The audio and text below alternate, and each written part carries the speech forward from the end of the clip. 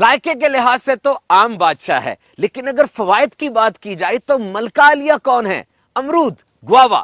کسی نے کہا کوئین آف فروٹس اور کوئی پکار اٹھا ونڈر فروٹ۔ امرود کی تو مہک سے ہی منہ میں پانی آ جاتا ہے۔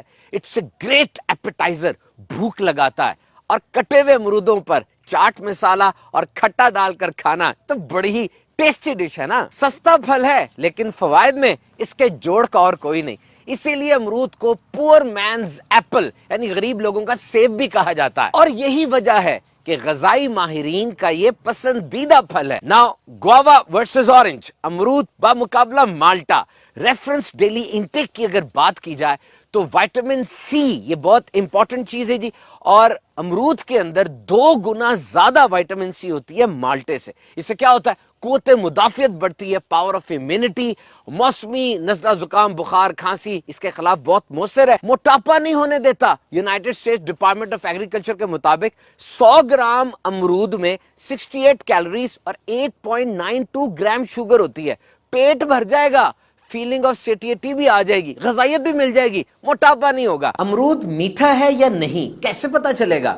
رنگ کو دیکھیے، اگر شوخ سبز رنگ سے ہلکے زرد رنگ میں تبدیل ہو رہا ہے اس کا مطلب پک چکا ہے، مزیدار ہوگا۔ تو جناب vitamin C, iron, magnesium, folate, potassium, vitamin A, folic acid اور بہت سے قیمتی اجزاء کا خزانہ ہے یہ امرود۔ اور اب آئیے جناب امرود کے پتوں کی چائے کی طرف۔ کیسا زبردست مشروب ہے یہ!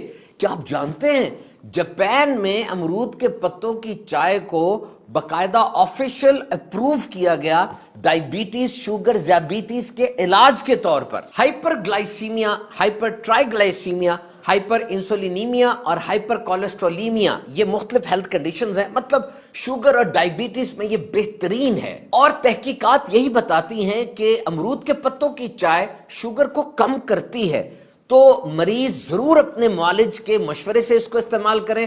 زیادہ کم ہونا بھی شوگر کا یہ بھی صحیح نہیں ہوتا۔ آئیے امرود کے پتوں کی چائے کیسے بنانی ہے طریقہ سن لیتے ہیں۔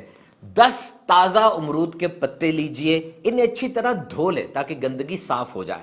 اب 2 کپ پانی کے اندر یہ پتے ڈال دیں اور ان کو پکائیں، سمر اسے کہتے ہیں، ابلنے نہیں دینا، 10 سے 12 منٹ تک اس کو پکائیں۔ اب پتے الگ کر لیں اور اس پانی کو آپ استعمال کر سکتے ہیں۔ دنیا کے بہت سے ممالک میں یہ چائے ڈائریا اور اسہال میں بطور دوا استعمال کی جاتی ہے۔ ٹیسٹ ٹیوب اور جانوروں پر کی گئی تحقیقات کے مطابق یہ پاورفل اینٹی آکسیڈنٹ ہوتا ہے جو کہ فری ریڈیکلز کو خلیے تباہ کرنے سے روکتا ہے، مطلب کینسر کو پیدا ہونے اور بڑھنے سے روکنے میں بڑا مؤثر ہے۔ تو جناب صحت مند رہنا چاہتے ہیں، پھلوں اور سبزیوں کو اپنی غذا کا حصہ بنائیے، بالخصوص امرود جو کہ ایک سپر فروٹ ہے، روزانہ کھائیں اور صحت مند رہیں۔